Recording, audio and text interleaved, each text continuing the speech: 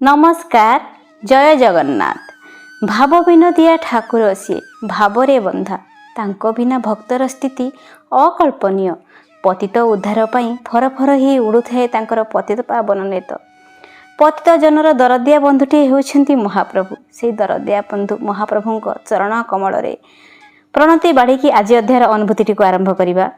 अनुभूति होउची रांची झारखंड रु सुचरिता महाकुलंकर अनुभूति तो निश्चय कहे आज्ञा। ता पूर्व कही रखे आपण मान भितर भी जदि एमती सुंदर अनुभूति रही बांटिबा इच्छाटे रखि ताहले लेखी मोर व्हाट्सएप नंबर मोर ईमेल आईडी जहाँकि डिस्क्रिप्शन बॉक्स रे रही से माध्यम पठेदेले आपणकर अनुभूति को भी समस्त निकट में पहुँचेबार छोटिया चेष्टाटे निश्चय आगक जारी रखी।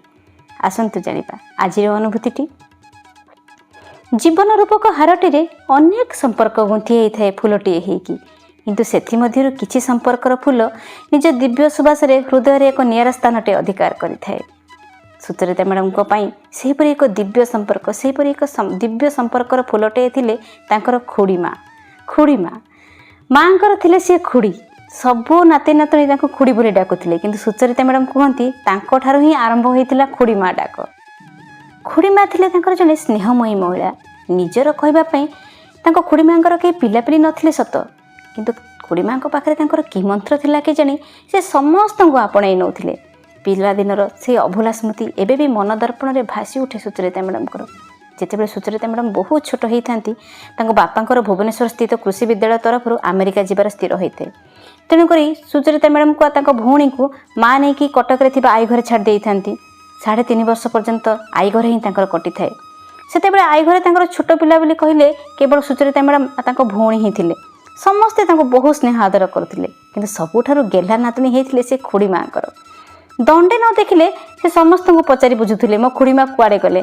काहाठारु किछि उत्तर न पाइले शेष कांदी कांदी कबाट रे टंगा होइतिबा पर्दारे श्रीमंदिर चित्र देखिकी हाथ जोड़िकी कहते प्रभु कहीदियो मोर खुड़ी माँ कौटी अच्छंती।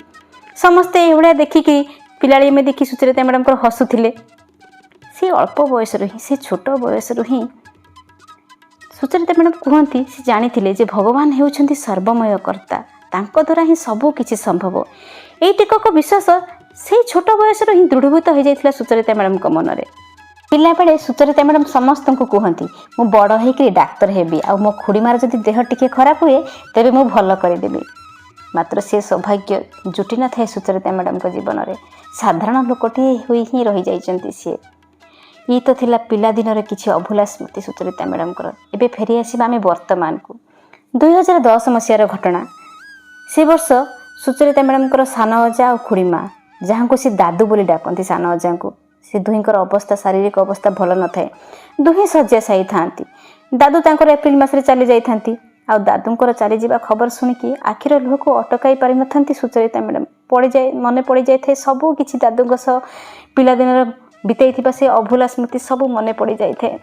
किपरि दादू पाखे बसिकी पाठ पढ़ा सकाळु सकाळु दादू सह छातरे खेल सकाळे आखि खोलिया मात्रे दादू कुर्तार पकेट हुंडाळिबा पुणी दादू तांकर रात्रि फेरला बेले दुकान रु अनेक भल भल जिनस खाइबा आनी थांती समस्त दादू ठारू पाइथिबा समस्त स्नेह श्रद्धा सबू किछि मन पड़ जाए। मनटा भारी आंदोलित होउथे। दादू मृत्यु समय खुड़ी माँ खाली बिछणार पड़िकी रही था कि जानी पार न था जेहेतु बयस अधिक हो जाए मुंड भी किसी कम कर न था। खरा दिन छुट्टी रे सुचरिता मैडम जाइथांती प्रिय खुड़ी माँ को देखा करने को खुड़ी माँ अवस्था देखिकी आखिर लुह धार धार होगी बही जाए। रुग्ण शरीर देहर छोट खना खंडे केवल पड़ी थाए। बिछणार पड़ी पड़ी अंटा पिठी सबू आड़े घा हो जाए। केवल शोईकी चाह रही था विकल पाखक जाइकी खुड़ी माँ पाखक जा सुचरिता मैडम निजर परिचय देले से सी तो कहारी को भी चिन्ह पार न था। केवल विकल दृष्टि रे अनै था और चेष्टा कर चिन्हवा को आखि तांकर फुलिकी आहरी छोट छोट हो जाए। निज ना को सुचरिता मैडम बारंबार दोहराइबारु खुड़ी माँ तांकर अनेक समय पर देखिकी कांदिबाकु लागिले। सुचरिता मैडम कहती जेते बेले भी से जाती घर को फेरिला बेले को खुड़ी माँ को देखा करती सब बेले खुड़ी माँ तांकर कहती मु तो ताऊ देखी पारिबिनी रे एमती कहीकि कांदती। से दिन से कांद देखिकी जदिओ खुड़ी माँ किसी सीना कही न थांती किंतु से जानी पारि थांती जे खुड़ी माँ कहारी को चिन्हु नांती किंतु खुड़ी माँ प्रति गभीर स्नेह ममता ही बोध हुए खुड़ी माँ ताको चिन्हि पारिछंती। मनटा भारी कष्ट लगिला। से कष्ट थाए नाचारपणर कष्ट, किसी कर न पारिबार कष्ट। सुचरिता मैडम कहते जिते बड़े सी छोट थे टिके देह खराब है मैंने खुड़ीमा तांकर केते केते राति अनिद्रा रही केते स्नेह ममता अजाड़ी देइचंती, अथच मु तांका पई किछि करि पारु नहीं। केवल प्रभु को प्रार्थना करथांती, हे महाबाहु मो खुड़ीमा को नरक जंत्रणार मुक्ति दे दियो।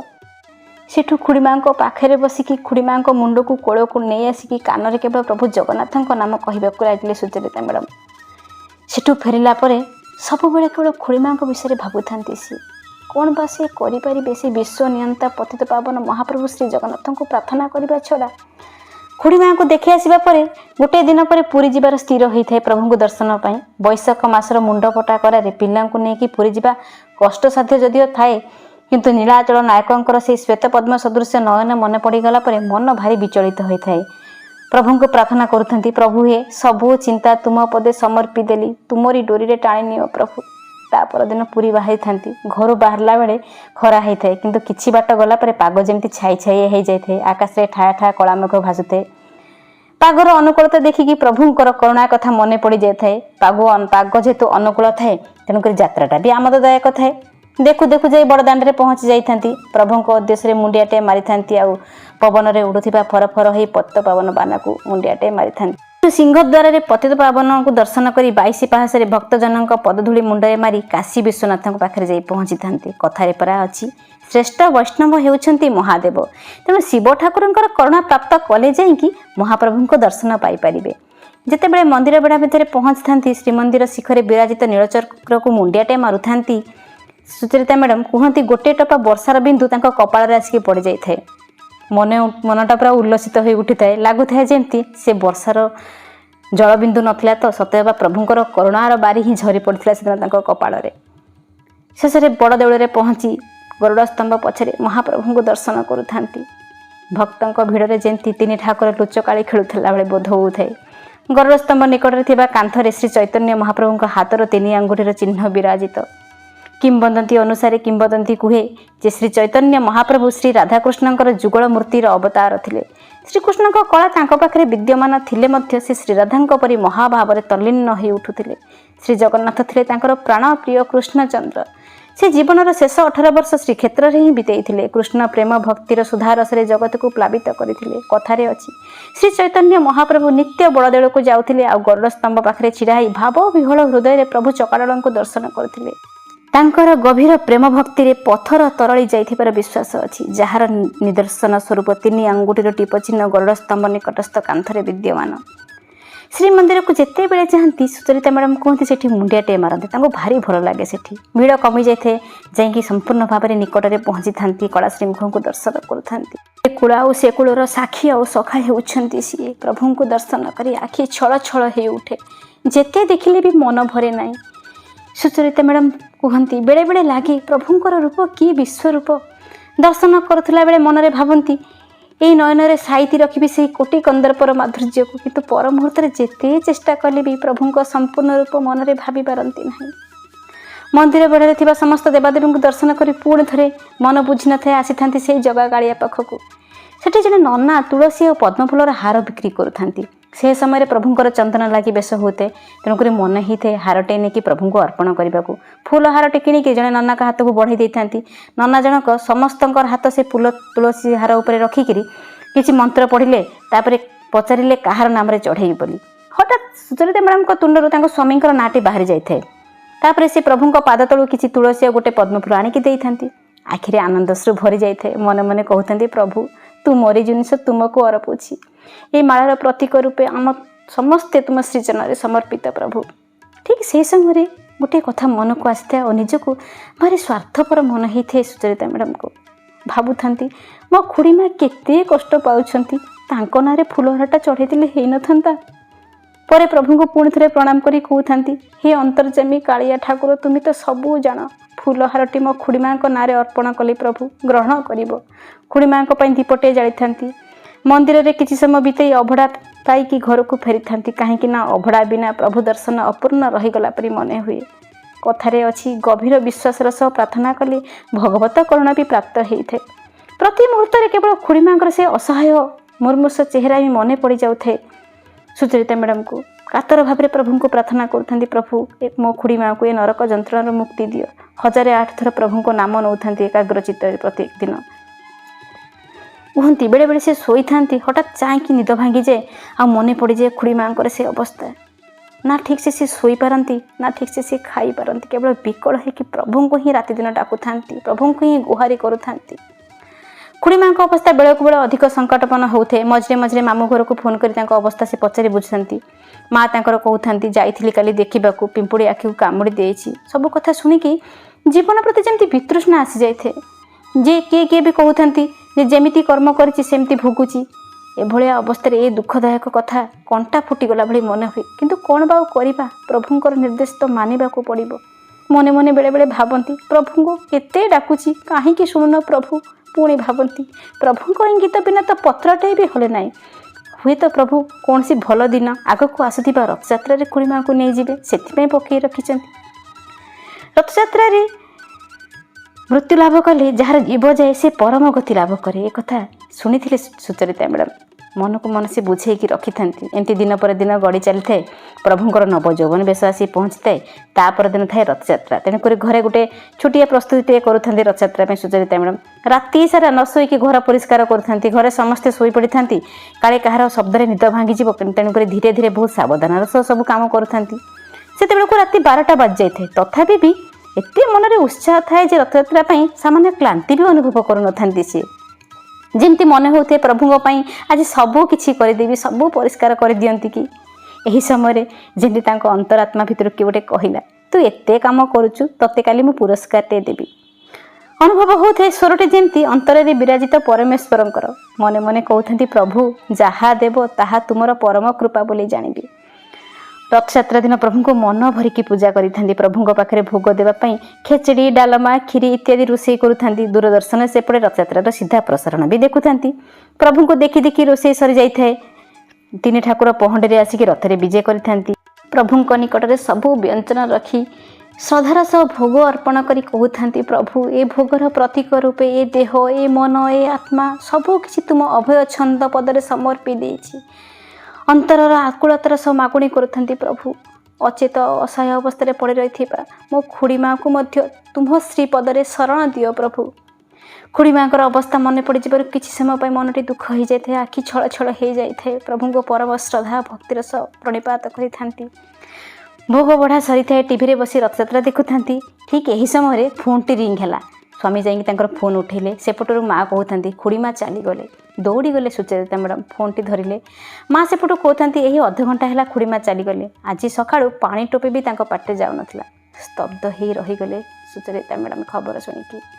ଆଖିରୁ ଲୁହ ଧାର ଧାର ହେଇ ଝରି ପଡ଼ିଥାଏ। ଏକା ଧାରରେ 2 ଜଣଙ୍କ ଉଦ୍ଦେଶ୍ୟରେ, ଜଣେ ଜୀବ, ଅନ୍ୟଟି ପରମ।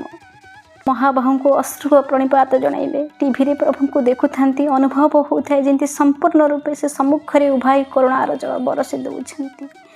ତାଙ୍କ ଖୁଡ଼ିଙ୍କ ନଶ୍ୱର ଶରୀର ସେଦିନ ଚିର ଶାନ୍ତିର ନିଦ୍ରାରେ ଶୟନ କରିଥିଲା। ମହାପ୍ରଭୁଙ୍କର ପ୍ରତ୍ୟେକଟି କାର୍ଯ୍ୟ ଆଜ୍ଞା ମଙ୍ଗଳମୟ। ବେଳେବେଳେ ଆମେ ଧୈର୍ଯ୍ୟରା ହେଇକି ପ୍ରଭୁଙ୍କୁ ଦୋଷ ଦେଇ ବସୁ, ପ୍ରଭୁଙ୍କୁ ସନ୍ଦେହ କରି ବସୁ। ସତରେ ପ୍ରଭୁଙ୍କୁ ବା ଆମେ କ'ଣ କହିବା, କ'ଣ ମାଗିବା? ସେ ତ ଅନ୍ତରରୁ ଅନ୍ତରକୁ ଜାଣନ୍ତି। ତାଙ୍କ ପାଦେ ଶରଣ ପଶିଲେ ସେ କୃପାମୟ ଏପରି ଅମୂଲ୍ୟ ଉପହାର ପ୍ରଦାନ କରନ୍ତି ଯାହାକି ଅକଳ୍ପନୀୟ। ଏ ଜୀବନରେ ସୁଚରିତା ମ୍ୟାଡ଼ାମ୍ କୁହନ୍ତି, ସେ ଜୀବନର ପ୍ରଥମ ଥର ପାଇଁ କି କାହାକୁ ନରକ ଯନ୍ତ୍ରଣାରୁ ମୁକ୍ତି ଦେବା ପାଇଁ, କାହା ପାଇଁ ମୃତ୍ୟୁର ପ୍ରାର୍ଥନା କରୁଥିଲେ ପ୍ରଭୁଙ୍କ ପାଇଁ, ସେ ପୁଣି ତାଙ୍କର ଅତି ଆପଣାର ପ୍ରିୟ ଖୁଡ଼ି ମା। ପ୍ରଭୁ ସତରେ କେଡ଼େ ସୁନ୍ଦର ଦିନଟିଏ ସାଇତି ରଖିଥିଲେ ତାଙ୍କ ଖୁଡ଼ି ମାଙ୍କ ପାଇଁ। ବାରମ୍ବାର ପ୍ରଣାମ କରିକି ସେ ଅଭୟ ଚରଣରେ ତାଙ୍କର ଅନ୍ତରାତ୍ମା କେବଳ ଗାଇ ଉଠୁଥିଲା, ବିଶ୍ୱ ଜୀବନ ହେ ତୁମ୍ଭକୁ କରୁଣା ସିନ୍ଧୁ, ବୋଲିବାକୁ ମନ ବଳୁ ନାହିଁ ଜଣୁ ସିନ୍ଧୁ ତୁମ୍ଭ କୃପା ବିନ୍ଧୁ। ଜୟ ଜଗନ୍ନାଥ। ସୁନ୍ଦର ଅନୁଭୂତିଟିଏ, ଆଶା କରୁଛି ଆପଣମାନଙ୍କ ମନକୁ ଛୁଇଁବ ବୋଲି। କେମିତି ଲାଗିଛି ମତାମତ ଦେଇ ନିଶ୍ଚୟ ଜଣାଇବେ। ଭଲ ଲାଗିଥିଲେ ଲାଇକ୍ ସେୟାର କରିଦେବେ। ଯେଉଁମାନେ ମୋ ଚ୍ୟାନେଲରେ ନୂଆ ଅଛନ୍ତି ଚ୍ୟାନେଲଟିକୁ ସବସ୍କ୍ରାଇବ୍ କରିନେବେ। ଆଉ ଯେଉଁମାନେ ମୋତେ ଇନଷ୍ଟାଗ୍ରାମରେ ଫଲୋ କରିବାକୁ ଚାହୁଁଥାନ୍ତି, ଆଇଡ଼ିଟି ହେଉଛି ଅନୁଭୂତିରେ ଠାକୁର। ଆଜି ପାଇଁ ରହିଲି। ଜୟ ଜଗନ୍ନାଥ। ନମସ୍କାର।